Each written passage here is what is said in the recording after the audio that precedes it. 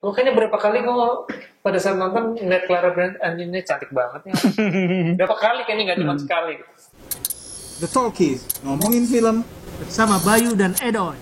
Selamat datang di The Talkies bersama Baik. dan Edoy. Oke, minggu ini kita akan bahas satu judul film lagi yang memang menjadi korban pandemi, pindah dari bioskop ke streaming. Oh ya, geser ya, Tersanjung. The Movie. Jadi kita tuh mau bikin bisnis yang bagus, yang ada masa depannya, yang keren. Enak, ini kuahnya pedas.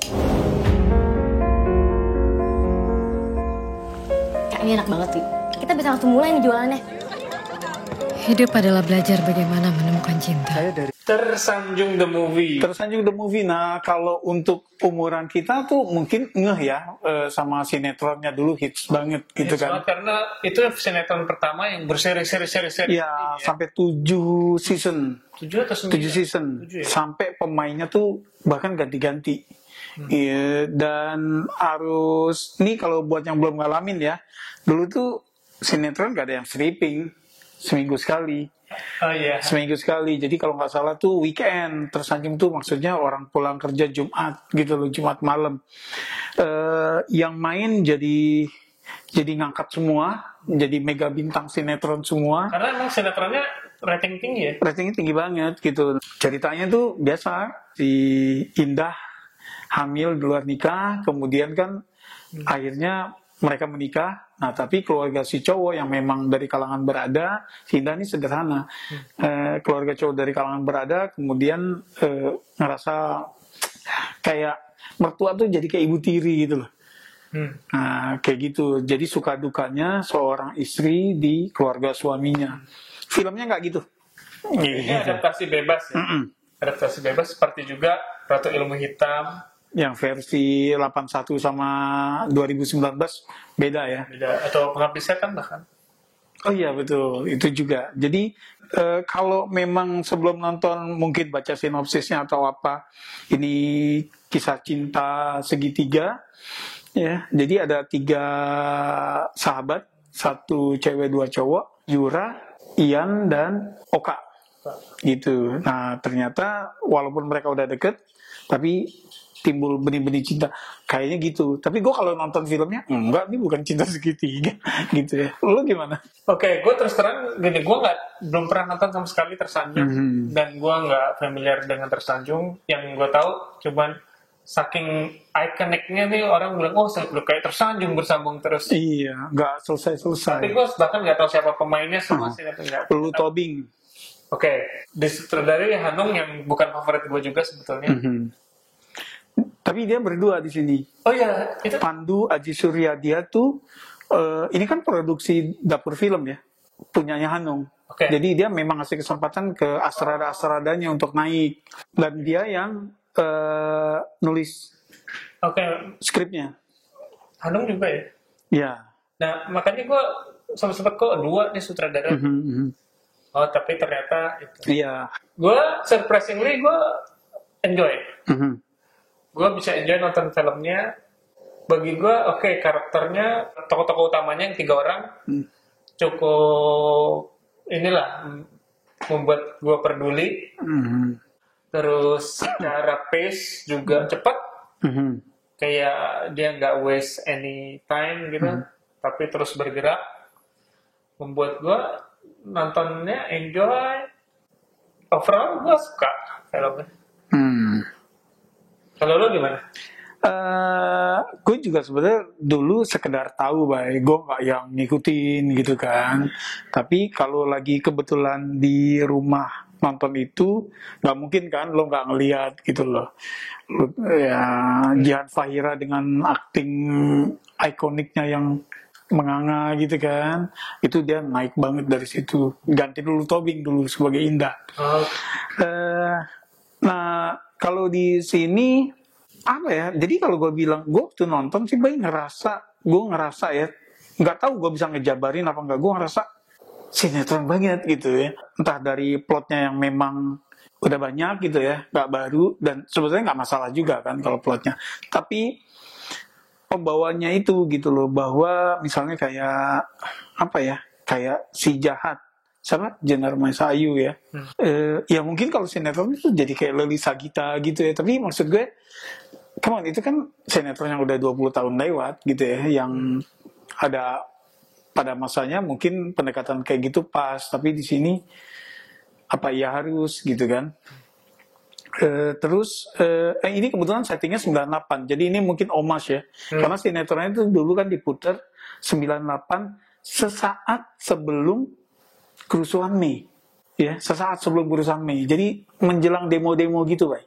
Bahkan timelinenya sebelum sinetron. Nah, di film ini timelinenya tuh di set di masa pemutaran sinetronnya sesaat sebelum kerusuhan kan, kayak gitu. Nah, yang jadi gini, gue berasa bahwa kayaknya si pembuat film nih ngerasa bahwa penonton tuh harus banget gitu ngerasain ini 90-an, ini 98 gitu ya. Maksudnya kurang satu ketika misalnya apa-apa yang jadul, apa-apa yang retro tuh harus agak Close up-nya. entah close up atau senafas kelamaan gitu ya. Oke, gue komen itu dulu. Kalau gue mungkin setelah lu bilang oke, ada, tapi pada saat gue nonton, gue nggak ngerasa itu ganggu. Gue nggak ngerasa itu ganggu. Oke, terus? Good for you. Gitu. Ya gue jadi itu mungkin hal kecil ya. Cuma ya gue ngerasa kayak yang Mengganggu lo lah gitu. nggak kayak gini loh, kayak lu nggak dipercaya untuk tahu bahwa itu tahun segitu gitu, sehingga harus banget. Gue nggak terlalu berasa itu. Yang gue berasa mungkin dari konsepnya secara sinematografi, kalau dia mesti apa ya, lighting dari jendela itu ya, maksudnya terang banget. Oh, nah, Ngeblas itu kan, sekali dua kali, ya, jadi kayaknya emang konsep setiap kali ada adegan supposedly siang, terus mari kita hantam lampu seterang-terangnya. Itu aja sih gue justru gue kebalikan Bay sama lo Bay. Jadi gini, gue bukan lighting yang terang banget ya. Ini kalau bicara sinematografi, gue ada beberapa scene yang memang dari sinematografi itu kayak film Hollywood tahun 80-an 90-an Bay.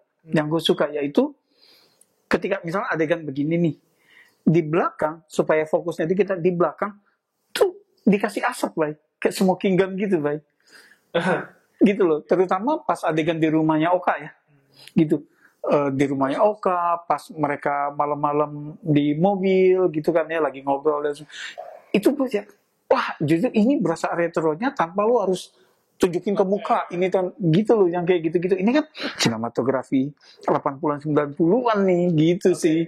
Nah, gue justru lebih suka yang subtle kayak gitu Bay, ketimbang yang handphone dilama-lamain, majalah dilama-lamain, seolah-olah lo harus tahu nih tahun berapa gitu loh. Again, kalau hal kecil ya, selain itu, hal kecil yang kalau menurut gue, entah ini memang disengaja bahwa, hey ini untuk omas kita bahwa source asli kita kan sinetron itu banyak hal klise gitu ya, maka ditampilkanlah hal klise ini. Yang gue maksud adalah adegan sarapan, di mana menunya roti dan jus jeruk. Gitu sih, gitu ya. Maksud gue, kalau memang itu omas, cool gitu ya. Tapi kalau enggak, why? Iya betul, ya sama aja. Maksudnya gue pada saat nonton itu, gue nggak mikir itu. Maksudnya gue nonton, ya udah gue ngikutin plot ceritanya. Iya. Gue nggak terganggu. Jadi gue nggak komen soal plot. Gue setuju ngalir-ngalir aja bahwa kemudian sinetron banget ya, mungkin penghormatan ke original source-nya gitu ya, gue nggak masalah. Ya kalau gue sih nonton, gue ngerasa pace-nya cepet nih, pace-nya ngalir gitu, ngalir sehingga membuat gue nggak merasa ini sebagai kayak nonton sinetron. Despite misalnya ngomongnya dialognya tergolong kaku menurut orang, tapi gue nggak ngerasa itu mungkin kaku, gue nggak mau bilang kaku, gue nggak terganggu lah intinya, mau kaku atau enggak gitu ya. Jadi overall bagi gue oke. Iya, iya. Nah, kalau tadi kan gue hal kecil, kalau yang mungkin agak besar adalah bahwa ini dari posternya juga kan digadang-gadang seolah cinta segitiga, tapi gue nggak ngerasa itu, nggak menemukan, karena kalau nonton ya emang nggak gitu ya. Cinta segitiga kan misalnya si A mencintai si B, B mencintai si C, C mencintai si A misalnya gitu ya. Ini enggak gitu kan.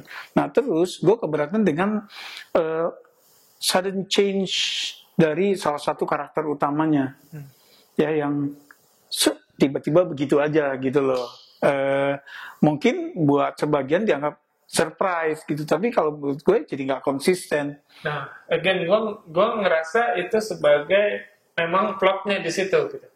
Jadi gue nggak ngerasa itu sebagai sudden change atau nggak konsisten, tapi karena memang plotnya begitu kalau dari gue ya. Sehingga ya udah. Oke. Nah kalau yang gue suka Clara Bernadette di sini, kalau menurut gue dia menunjukkan potensinya ya. Potensinya dan cantik banget di sini. Iya, jadi kan dia supporting di Imperfect misalnya, yang ngena di gue ya, yang bikin gue inget tuh dia di Imperfect. Kemudian di mana sih Barkop ya? Gue nggak inget, tapi yang kemarin dia kan muncul di yang sama Onat itu loh, Agen Dunia. Oh, Agen Dunia. Ya, yang sama Baim Wong. Nah itu agak tersia-siakan tuh potensi. Nah di sini keluar kalau menurut gue ya. Kayaknya berapa kali gue pada saat nonton ngeliat Clara Bernadette, anjingnya cantik banget ya. Berapa kali kayaknya nggak cuma sekali. Kayaknya ini the next big star gitu ya. Kemudian kalau si Kevin Ardilova nih agak terlalu lempeng menurut gue ya. Itu Oka ya. Oka Saputra ya. Ian? Agak terlalu lempeng. Nah Ian ini siapa yang main? Giorgino Abraham. Jadi Kevin sama Giorgino sebelumnya main di Bebas. Nah Giorgino Abraham di sini, itu yang gue maksud tadi kan, yang sudden change of character gitu, dan memang wajahnya antagonistik sih, gitu ya. Mungkin itu sebabnya ada dipilih, tapi yang menurut gue terlalu tiba-tiba aja gitu loh, nggak konsisten aja. Gue tadi sempat berpikir gini, waduh Kevin Ardilova sama Giorgino Oka dan Ian Christian, wah ganteng-ganteng banget nih di kota, di mana sih itu, Jogja atau di Jawa Tengah somewhere gitu ya, Semarang gitu. Ganteng, bule-bule sengaja. Tapi ternyata emang dilihat orang tuanya Oka karakternya, ibunya bule. Emang Indo kan. Terus itu anaknya Ari Wibowo. Jadi emang udah wajar. Emang jadi wajar. Oh iya, di sini ada cameo ya dari beberapa pemain tersanjung versi sinetron. Ari Wibowo sama Febiola ya. Oke, apalagi yang mau ditambahin? Ya, udahlah, gue rasa segitu aja. Lu skornya berapa? Skor gue 7,5. 7,5. Gue mungkin nggak bisa kasih itu. Terus, film ini menjanjikan sequel ya kayaknya. Oh iya. Open ended ya. Itu ya sebetulnya mungkin bisa 8 sebetulnya. Tapi gue ngurangin agak banyak gara-gara adegan endingnya itu menurut gue agak-agak. Lo nggak suka ada potensi sequel? Agak kurang suka sih gue, jadi gantung, nggak habis gitu. Nah, kalau gue mungkin 2. Enggak. Gue menikmati ini gitu ya. Tapi gue nggak bisa bilang gue suka sama film ini. Jadi gue ngasih 5 deh. Oke. Gitu. Nah gitu, kalian yang sudah nonton gimana? Apakah setuju dengan saya yang suka dengan film ini, atau dengan Edo yang kurang suka dengan film ini? Berasa gak cinta segitiganya? Gue juga mau nanya, jangan-jangan gue aja kali yang nontonnya sambil gimana gitu. Gak nyari cinta segitiga walaupun. Gitu.